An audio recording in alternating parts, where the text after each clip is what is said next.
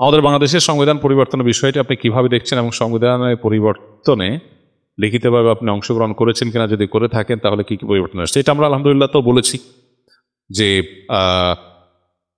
যেহেতু সংবিধান সংস্কারের কাজ চলমান আছে, সেখানে তারা সর্বসাধারণের মতামত গ্রহণ করার জন্য অনলাইনে যে উন্মুক্ত লিঙ্ক দিয়েছে, সেখানে সাধ্য অনুযায়ী সবাই যার যার যুক্তি, যার যার বুদ্ধি অনুযায়ী, বিবেক বিবেচনা অনুযায়ী মতামতগুলো দেওয়া উচিত। আমাকে পার্সোনালি যে চিঠি তারা দিয়েছেন লিখিত মতামত গ্রহণ করবার জন্য, যেহেতু আমি দেশে ছিলাম না, সেজন্য আমি আমার প্রতিনিধির মাধ্যমে আমার লিখিত মতামত পাঠিয়েছি। আরও ওলামা একরাম গিয়েছেন, আরও বিভিন্ন মানুষজন গিয়েছেন। আমাদের আশা তাদের কাছে, প্রত্যাশা তাদের কাছে, এদেশের সর্বস্তরের মানুষের সাথে নানা সময়ে প্রতারণা করা হয়। সাধারণ মানুষের যে চাওয়াগুলো আছে সেগুলোকে নানাভাবে চাপিয়ে রাখা হয়, দমিয়ে রাখা হয়। এদেশের সর্বস্তরের মানুষ তারা আল্লাহর প্রতি আস্থা এবং বিশ্বাস রাখতে ভালোবাসে। তারা বিসমিল্লাহ দিয়ে প্রত্যেকটা কাজ করতে এদেশের বিষয়ক মানুষ পছন্দ করে। সংখ্যাগরিষ্ঠ মানুষের চিন্তাধারা এটা সংবিধানে প্রতিফলিত হবে, এটাই স্বাভাবিক। মালয়েশিয়াতে 65% মাত্র মুসলমান, মাত্র 65%। আমাদের দেশে 80-85% মানুষ মুসলমান বা তারও বেশি। মাত্র 65% মুসলমান হওয়ার পর তাদের যদি রাষ্ট্রধর্ম, অফিসিয়াল ধর্ম সংবিধানে ইসলাম লেখা থাকে, তাহলে আমার 85% মুসলমানের দেশে লিখতে সমস্যাটা কোথায়? এই বিষয়গুলো সাধারণের যে আকাঙ্ক্ষা আছে সেটাকে দমিয়ে রাখার চেষ্টা করার নামান্তর। এ ধরনের কোর ইস্যুগুলোতে যদি গণভোট দেওয়া হয়, তাহলে সাধারণ মানুষের মতামত সুন্দরভাবে ফুটে উঠবে। কিন্তু গণভোট কখনো, বিশেষ করে সেকুলার যারা আছেন, তারা কখনো গণভোটে যাওয়ার মতো সাহস তাদের নেই। তারা জানেন যে গণভোট দিলে তাদের জনগণকে দমিয়ে রাখার যে প্রচেষ্টা সেটা সফল হবে না। তো এক্ষেত্রে শুধু ইসলাম নয়, এদেশের সকল ধর্মের মানুষের ধর্মীয় মূল্যবোধ এবং এদেশের যে সমাজ এবং এদেশের যে সংস্কৃতি আছে, সেটার পরিপন্থী কোনো কিছু আমাদের কোনো আইনে যেন না আসে, আমাদের নীতিতে যেন না আসে, রাষ্ট্র পরিচালনায় যেন সেরকম কোনো কিছুকে কোনোভাবে প্রশ্রয় দেওয়া না হয়। এসব বিষয়গুলোতে আমরা লিখিত আমাদের মতামত জানিয়েছি এবং আমি মনে করি এটা আমার নয়, এদেশের লক্ষ লক্ষ কোটি কোটি মানুষ, ধর্মপ্রাণ মানুষের মতামত। অনেকে এখানে একটা কথা বলেন যে মুসলমানদের ধর্মবিশ্বাস, আল্লাহর প্রতি আস্থা বিশ্বাস যদি লেখেন, তাহলে হিন্দুরা বা অন্য ধর্মের যারা আছেন তারা এই সংবিধান পড়লে কিভাবে পড়বেন? এর উত্তর হলো যে একটা রাষ্ট্র তার বেশিরভাগ মানুষের চিন্তাধারা, এটাকে যদি শ্রদ্ধা দেখানো হয়, গণতন্ত্রে যদি বেশিরভাগ মানুষের সিদ্ধান্ত অনুযায়ী রাষ্ট্র পরিচালনার কথা বলা হয়, তাহলে এটা তার সাথে পরিপন্থী কি? এটা তার সাথে সামঞ্জস্যপূর্ণ হয়। আরব মালয়েশিয়ানদের রাষ্ট্রধর্ম ইসলাম, এর পাশাপাশি অন্যান্য ধর্মের সবার ধর্মীয় স্বাধীনতা তারা নিশ্চিত করেছে সাংবিধানিকভাবে। তাহলে সেইটা যদি তাদের একটা সুন্দর, সুষম, শান্তিপূর্ণ, সৌহার্দ্যপূর্ণ রাষ্ট্র গঠনে অসুবিধা না হয়, আমাদের সমস্যাটা কোথায়?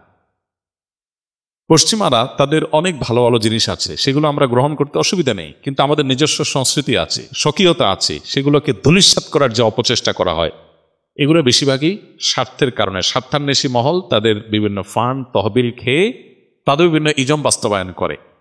এবং আমরা দেখেছি যে 71-এও সর্বস্তরের মুক্তিযোদ্ধারা তারা সবাই ধর্মপ্রাণ ছিলেন, আল্লাভীরু ছিলেন। হাতে গোনা 1% মানুষও হবে না যারা এর বাইরে ছিলেন, তাদের পার্সেন্টেজটা 1%-এর কম হবে। তারা হারাইফেল রেখে সিজদা লুটিয়ে পড়ে আল্লাহর কাছে দোয়া করে তারপর তারা জুলুম থেকে রক্ষার জন্য তারা চেষ্টা করেছেন, সংগ্রাম করেছেন। এবং রেস কোর্সের ভাষণের সর্বশেষ শব্দ ছিল ইনশাআল্লাহ। আল্লাহ চাইলে আমরা স্বাধীনতা অর্জন করবো, আল্লাহ চেয়েছেন, কিন্তু পরবর্তীতে সংবিধানে আল্লাহ শব্দটাই রাখা হলো না।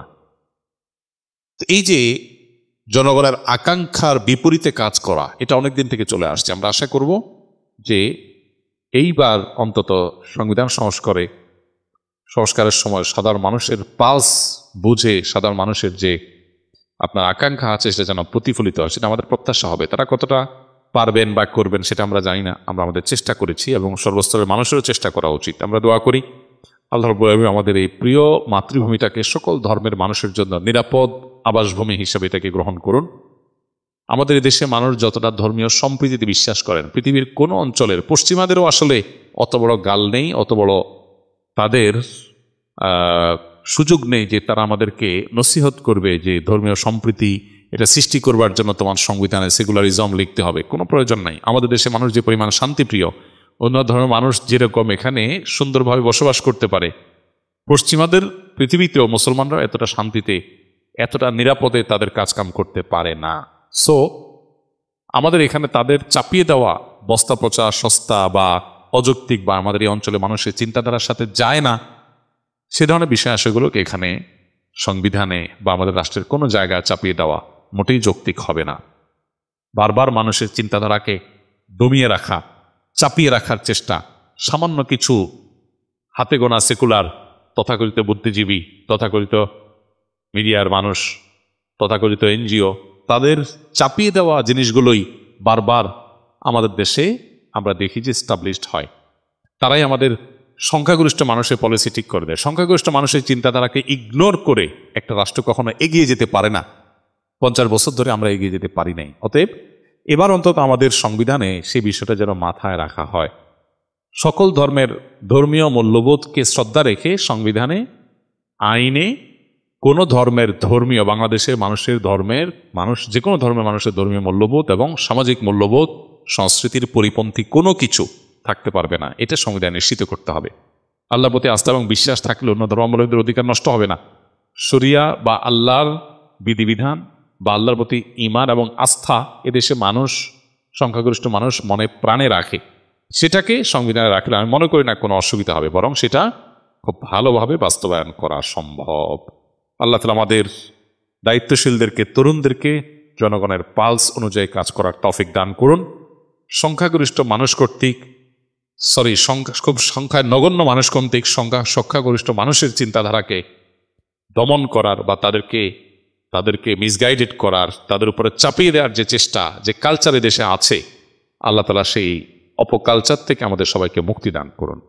জাযাকুমুল্লাহ খাইর। আমার প্রশ্ন হলো, আল্লাহ তাআলা নিশ্চয়ই আমাদের রিজিক দাতা, পালনকর্তা, কিন্তু আমাদের রিজিকের জন্য নিশ্চয়ই চেষ্টা করা লাগবে। আমাদের এক অফিস কলিগ বলে নামাজ পড়লেই হবে, আল্লাহ ব্যবস্থা করে দিবেন, কিন্তু আমরা যখন বলি আল্লাহ অবশ্যই বরকত দিবেন, রিজিক দিবেন, এজন্য নামাজ শেষে কাজের জন্য বের হতে হবে, আল্লাহ আমাদের নিয়ত পরিমাণ বরকত দিবেন, কিন্তু তিনি মানতে নারাজ।